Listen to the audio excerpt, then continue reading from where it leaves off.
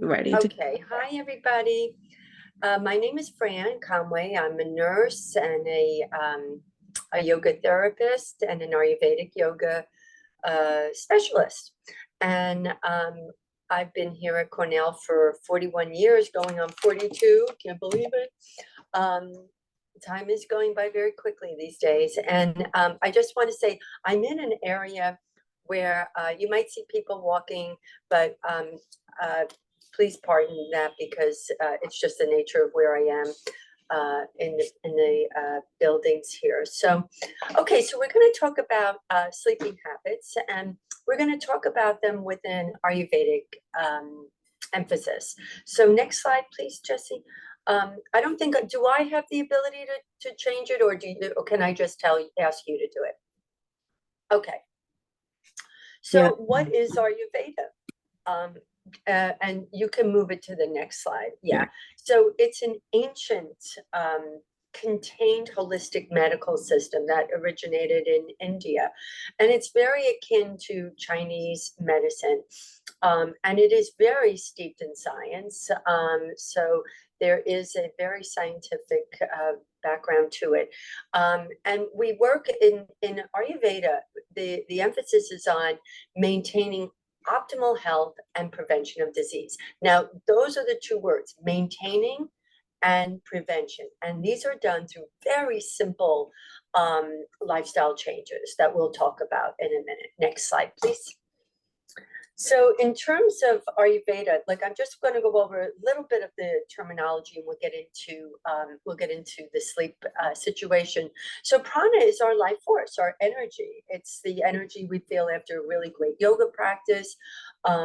Anytime you like move your arms up low like that, you're combining your breath and movement. You're moving your prana, your oxygen, your blood, your plasma around your body. And it's really a sense of being in touch with your essence, with who you are. And prana is infused into every cell of our being. And that's where we can, once we start getting in touch and realizing that we're not just these physical bodies, there's many layers that make us up.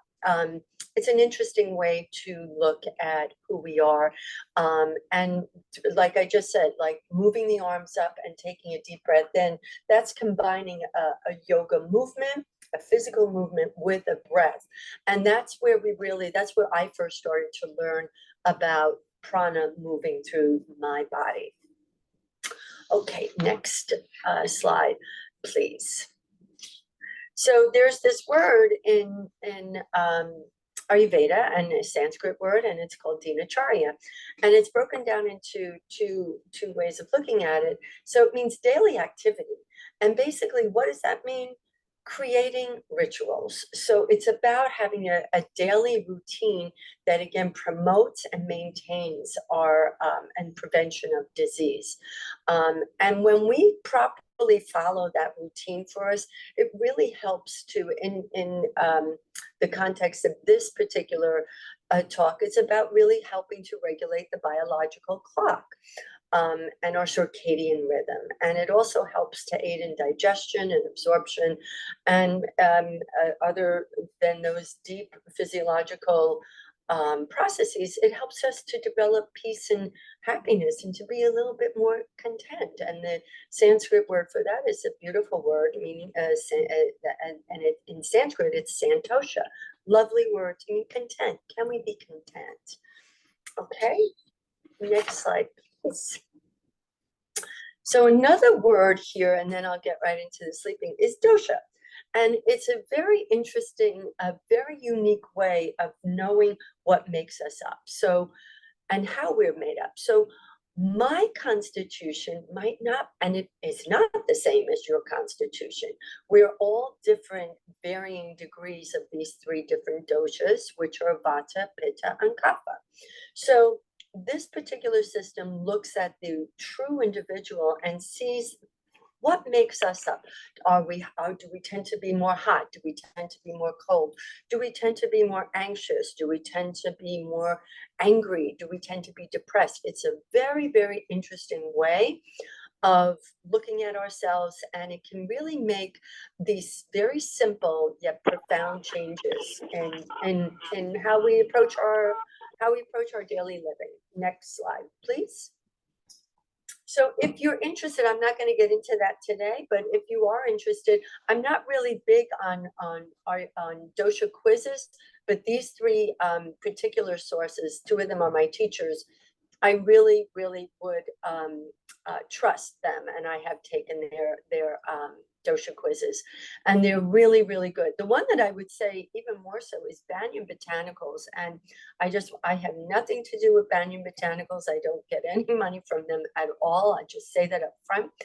If you go to Banyan Botanicals website, you could put in Banyan Botanicals dosha quiz, and they have a really in-depth dosha quiz, and then you can see they have so much so many resources on their website. In addition, of course, they want you to buy their herbs and all this stuff.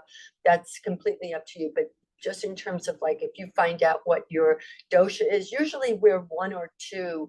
I'm pretty much a mix, but you'll see there's one that might dominate, maybe two that might be equivocating, but you'll start to see, and it's just an interesting way to learn more about yourself.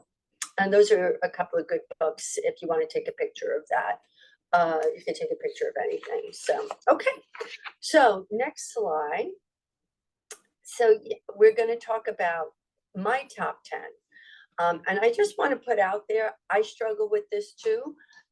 It's getting a little bit better, but I just want to put it out there. Sleeping habits they're hard to change. So before we even get into it, just take a moment and close your eyes. And just take a couple of deep breaths in. And you can think about this more globally if you want. I'm going to pose a question. What's the one thing that you're not doing that would make the biggest difference in your life? And just see where that lands for you. And you might get the answer right away, and others might need to think about it. So just think about that as we move through this today. And it could be other things. And if it is, listen to it. Listen to your intuition. Actually, that's one of the first fruits of meditation, that you will get intuitive thoughts. Okay, so open your eyes. Think about that question one more time. What's the one thing that you're not doing that would make the biggest difference in your life? And then we'll move on. Next slide, please. So the first one, and this is the one that I struggle with, get up by 6:30 a.m. So it almost seems like a paradox. You want to sleep, you're tired, and it's raining out, and it's a Saturday or whatever day, and you don't have to work. You have nothing, planned. It is more than tempting. It's delightful to stay in bed. But what I have found is that, and this is just for me, I'm from my constitution, but I think Ayurveda could really make a blanket statement about this. I find that when I sleep in, as delightful as it is in the moment, I am so tired for the rest of the day. I do not feel energized. I do not feel restful. I do find, no matter how many hours I've slept the night before, when I get up by 6:30, as much as I might not want to, believe me, I feel better. I really do. So there is a big difference in terms of how I feel. Play with it. That's the most important. Get your own empirical evidence. You're going to be able to look at that evidence pragmatically and say, wow, yeah, I find that too. So what it does is it helps to regulate our biological clock, our circadian rhythm. And even real hardcore Ayurvedic practitioners will say, get up when the sun rises. I'm not going to go that far, but I try to get up between 6 and 6:30. If you are a person who wants to get up when the sun rises, power to you. And many people, many religions even say that this is a very important time where the veil between heaven and earth is a wonderful spiritual time. And I love that and I appreciate it, but I'm working on 6:30, guys. So I'm just telling you where I'm at. So it does, I feel different during the day. I feel like I've created discipline in my life, and I feel like there's a virtuousness to it. Okay, next slide, please. Now, the next one is about being in bed by 10. So these are the two biggies. I've got much better about this. I want to read. I don't really watch TV that much. I stop at about 9, but I like to read. So, or, looking things up and stuff. But I find that when I get to bed by 10, let me rephrase that. I find that when I get up early, I'm naturally tired by 10 o'clock. And that's a really nice thing to do. So it's a nice organic feeling to have from just getting up early, working the day, and then like at 6, 7 o'clock, I stop working. I limit my phone calls, and it's a signal. I didn't realize that, but it's part of the ritual. I'm starting to signal to my psyche, my soul, my body, that it's time to slow down, even though between 7 and 10, like I'll eat dinner a little earlier, and we'll get into that in a second. But not getting enough sleep or being a night owl can really raise the risk of many diseases, and you can see a few of them there. There's also a lymphatic system in the brain, which is analogous to the lymphatic system in the lower body. And it's just, again, a series of tubes that carry fresh fluid to the brain, flushes out the waste fluid. And there have been studies done that show that there is a risk of dementia correlates with insomnia. So another good reason to develop these rituals. Next slide, Jessie, please. So being in bed by 10 o'clock is so important. I need to have another a continued slide on it. So the circadian rhythm, what is that? So when light enters our eyes during the day or when the sun comes up, the brain, the pineal gland suppresses melatonin, and that's a hormone. Many of you may know there's melatonin supplements out there, and it helps to regulate sleep and get our biological clock in order. Once it gets darker, the pineal gland secretes melatonin, and that signals to our body that it's time to go to bed. So my advice, and again, this has become easier, but it took a while. I really made a commitment to myself to be in bed by 10. And, that can affect anxiety levels when you're well rested and develop this kind of, again, this daily routine. I'm going to keep driving home with that daily routine helps to improve my mental focus. And it's really not like the last line here. You can still have fun. Like, it's not a huge compromise. So play with it. That's the most important thing. Play with it and be gentle with yourself, and don't judge yourself if you fall off the wagon. It's taking me years to be in bed by 10, and I hope it doesn't take me another lifetime to get up at 6:30, but I'm trying. Okay, next slide, please.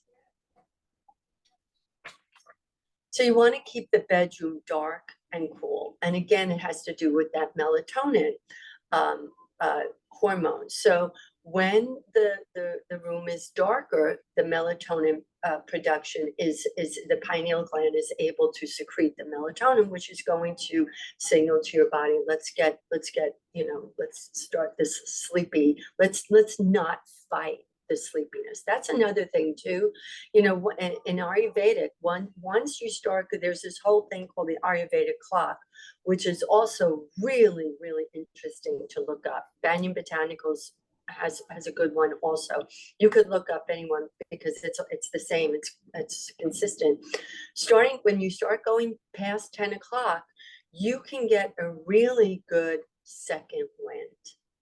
And that's when the body really should be slowing down, not eating, and just, you can override that by so many other things in our society and in our world. So so be careful of that, because once you override that with, pure adrenaline or light, whatever it is, then it's going to be harder to go to sleep. So you want to stay, have it dark, and you want to have it cool. And research has showed that you want to have a low body temperature. And if you have a partner in the room with you, put an eye pillow on if they're reading. And another thing that I use, this has been a wonderful addition to my sleep habits. I use a white noise machine. One of the best things ever invented. Okay, next slide, please. So it might seem paradoxical to take a hot shower, a hot bath before bedtime because you want to be cool, but doing that 1 to 2 hours before bedtime can be very, very helpful, because it will help.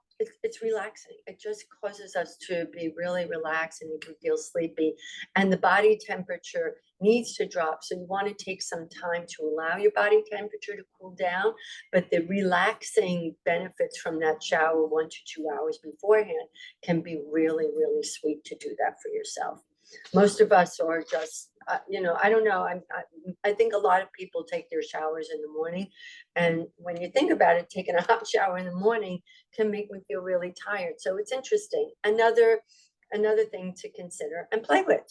Use your body and your home as your own scientific lab. Play with it. See what happens. You don't have to accept the status quo, and you don't have to accept, well, this is my habit. This is the way it is. I'm a big believer in that. If nothing changes, nothing changes. It's pretty simple, but it's pretty profound. Okay, Jesse, thank you. Next slide, please. So developing rituals, you want to establish a bedtime routine. Lock the doors, brush your teeth, floss, do any last minute things that you do. Like I always check the gas. It's part of my thing. Say your prayers. I never realized that those little things are, again, that's ritualistic. And that's a signal to me, that it's time. It sounds so simple. Of course it's a signal, but now I look at it, now I'm consciously aware of it. And again, this is now bringing mindfulness. Okay, time to get ready. It might seem like a no-brainer, but I think that we all kind of take it for granted, and it's nice to just say, okay, yeah, this is time to slow down.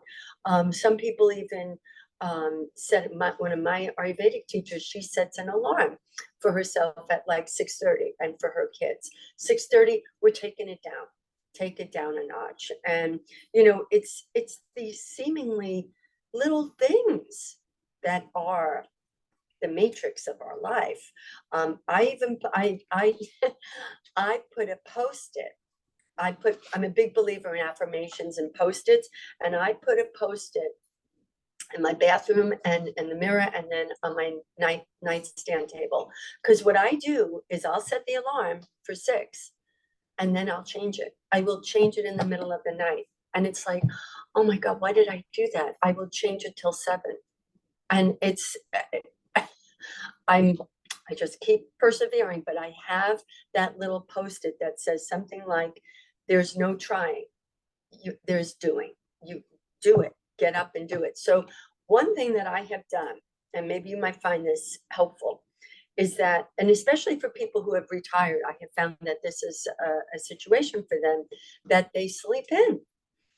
I have a list. I'll create a list of things, and I actually have to write on my list. 6 p.m., 6:30, get up. It might seem silly.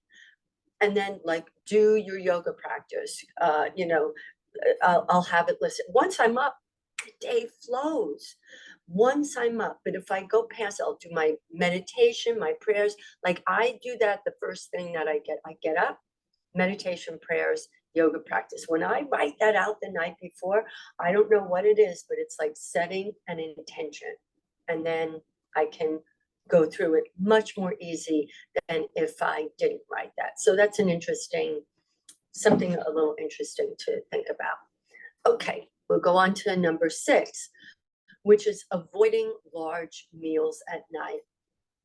And That's a real big thing in Ayurvedic medicine. You want to eat, and I don't want to, like, they say that we should be eating our biggest meal when the sun is at its highest peak in the sky.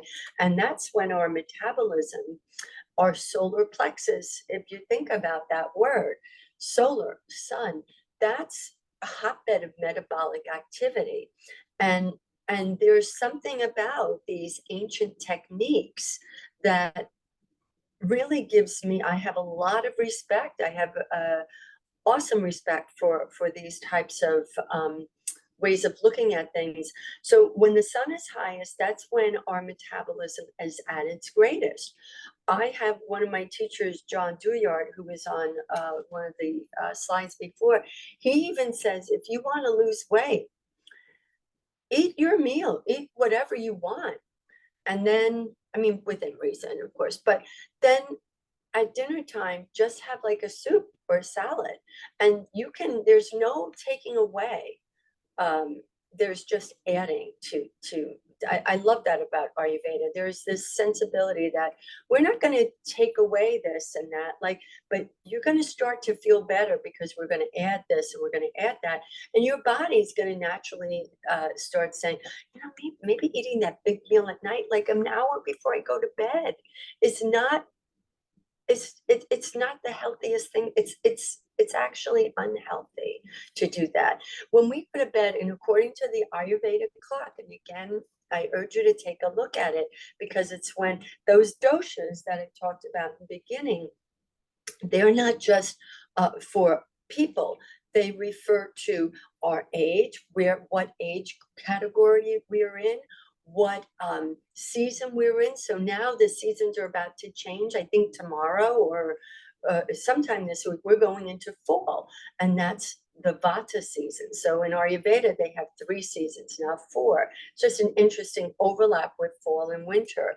And at nighttime at 10 o'clock, that's when our Ayurvedic clock is signaling, or wants to signal to our liver to detox, to take it easy. And then if we eat a big meal, we can't do that because we have to digest. Remember this hub here of metabolic activity. If we eat a big meal, then our bodies, the blood is going to that part of the body to help digest instead of relaxing and detoxing.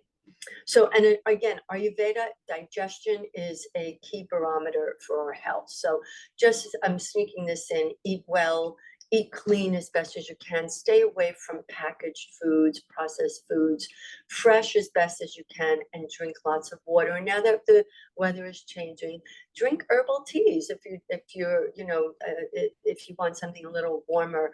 I avoid iced water. And that's a biggie. I'll drink room temperature water, but I do find that iced water is something that I have a natural aversion to, even before I started to understand about Ayurveda. Okay, so now we're going into looking at electronics. This might be a tough one. So this is a tough sell sometimes too. So we could go to the next slide, Jesse.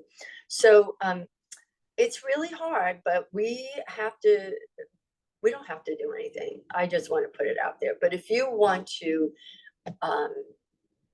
get the best benefit from your sleep, avoid looking at electronics at least 1 to 2 hours before sleep.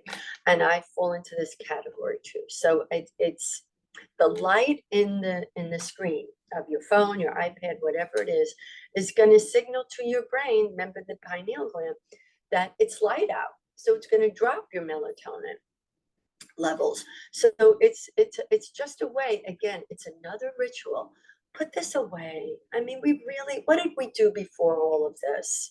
I think, I mean, it's wonderful to have all this stuff, but life was simpler. We can enjoy this, we can take the best from it, but it doesn't have to be, our phones don't have to be appendages.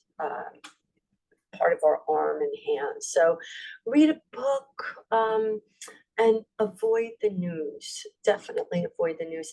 And there's been certain research out about if you do wake up in the middle of the night, it's suggested that you get up and read a book, but get out of the bed, they suggest, and read a book. Go sit in a chair and read a book, and at least don't associate that with trying to just get out of the bed, do something different, and you might find that it'll make you sleepy. Okay, so next one.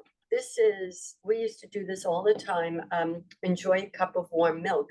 I think a lot of cultures are big into this one. So we can go to the next slide. Thanks, Jesse. So I'm going to say half a cup of warm milk because many of us, especially women, if we drink a big cup before going to bed, we're going to have to get up and go to the bathroom. Sometimes 2 times, sometimes 3 times. So that's a sleep buster in and of itself. So half a cup, maybe 2 hours beforehand, part of the ritual. And it just helps to cultivate relaxation, just helps to relieve anxiety, and kind of gives this old world feeling of doing something that's ancient. To my family in Ireland, we used to do this every night, sit in front of a fireplace when we were kids, and have a cup of warm milk before we went to bed.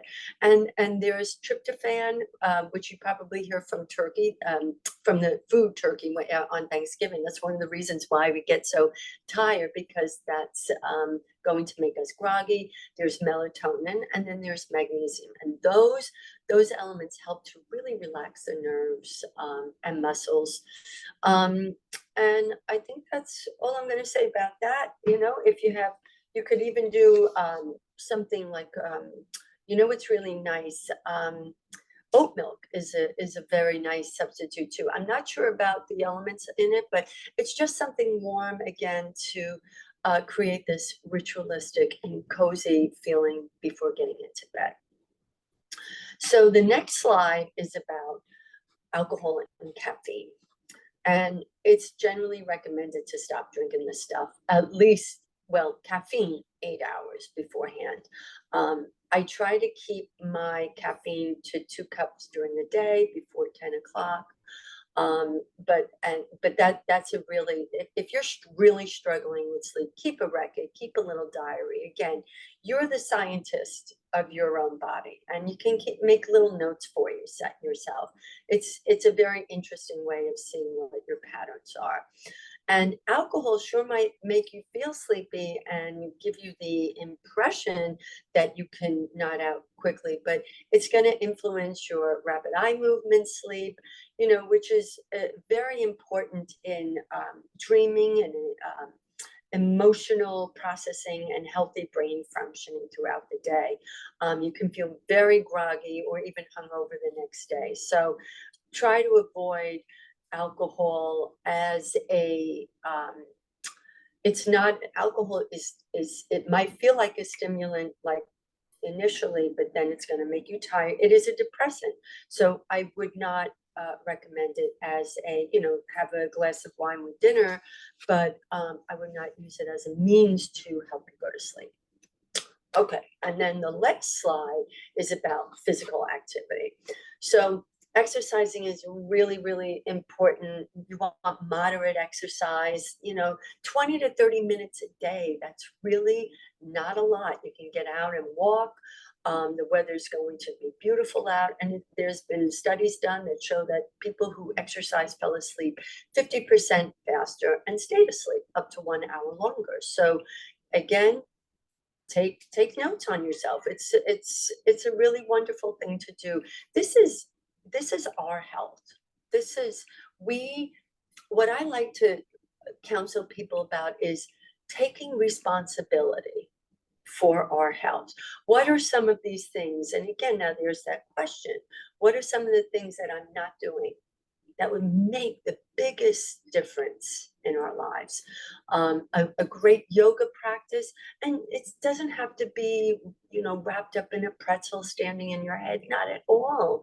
A lovely, gentle yoga practice, a restorative yoga practice is really nice to do. So find something that works for you. Pickleball is a big thing, swimming, walking. Find what you love to do. Don't do anything that you don't like, because that's gonna just we're going to give up with that. So something that you look forward to doing, and it just increases this sense of virtuousness about yourself and feeling good and taking care and self-love, self-care. So important and so underrated in our world. Okay, and then our next one. So modern life really does conspire against us in so many ways. We've got, you know, fast food stores everywhere, packaged foods everywhere, caffeine, you know, Starbucks, Dunkin' Donuts, constant information bombarding us on the TV, alcohol, inactivity, feeling depressed, whatever it is, old habits. That's a big one. Old habits, noise, you know, I live near a hospital. I live near quite a few hospitals and a fire station. That's a biggie. That's why that white noise machine is really helpful. And then, you know, stress, financial insecurity, COVID, health issues, you name it. So we need to be aware of that. Like, what are these things and how can I combat that? How can I mitigate the effects of all of these things? And this is just a tip of the iceberg. How can I mitigate that? By taking care of myself. That's, if there's one takeaway from my talk today, you know, really, how can I take care of myself better?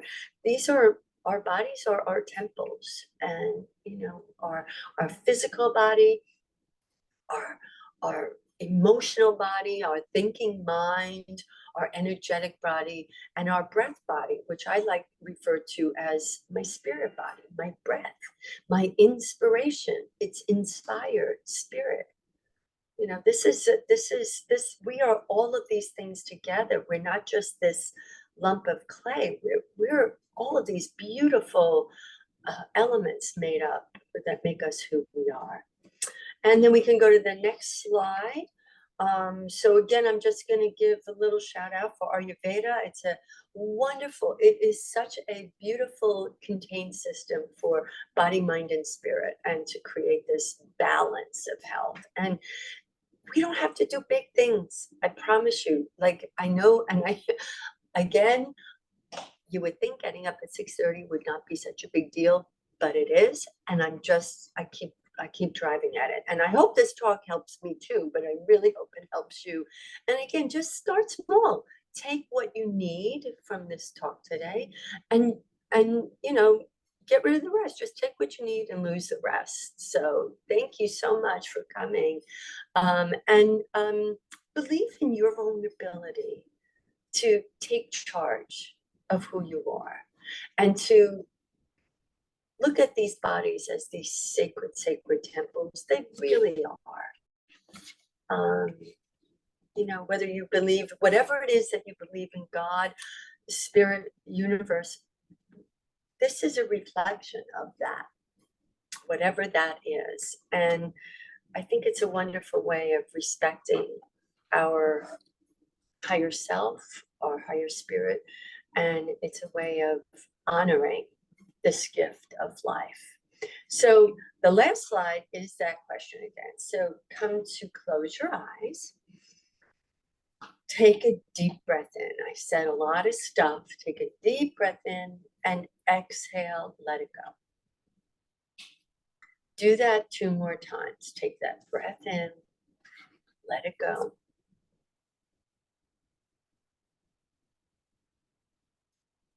And I'll ask that question again.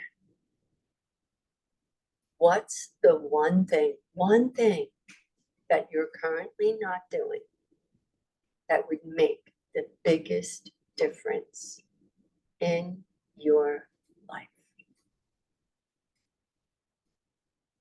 Take one more deep breath in. Take the arms out to the side and up overhead.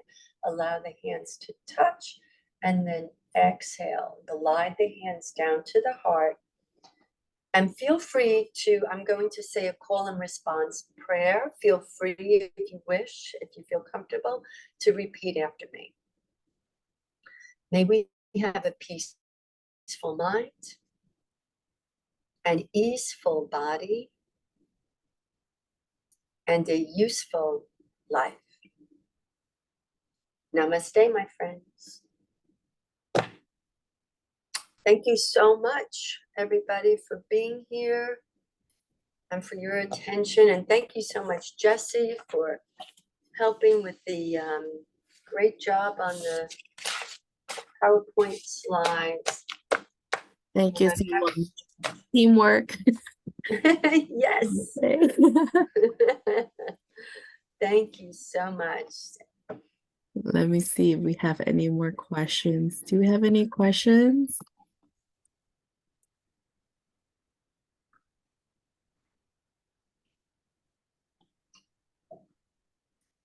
Well, thank you so much, and everyone stay safe. Thank you. Right. Since we don't, I guess we can call it a day. Call it a day. Okay, Yeah. Jesse. Thank you very much. I think everyone enjoyed it. Your voice is very calming. And We're it's not so alone. We beautiful. all have things that we can, that we all need to work on, and it's so worth the effort. Yes. And I'm even hoping that just by giving this talk, maybe tomorrow I will get up at 6:30. So I'll let you know, Jesse. Yes. Our Thank aim you, time, Bobby. 6:30 to wake up. I have to be accountable. That's another thing, be accountable to somebody. So thank you so much, Jesse. I appreciate you asking me to give this talk. Thank you very much. Okay, bye everybody. Thanks for coming. So long. Thank you as well. So long. Bye-bye.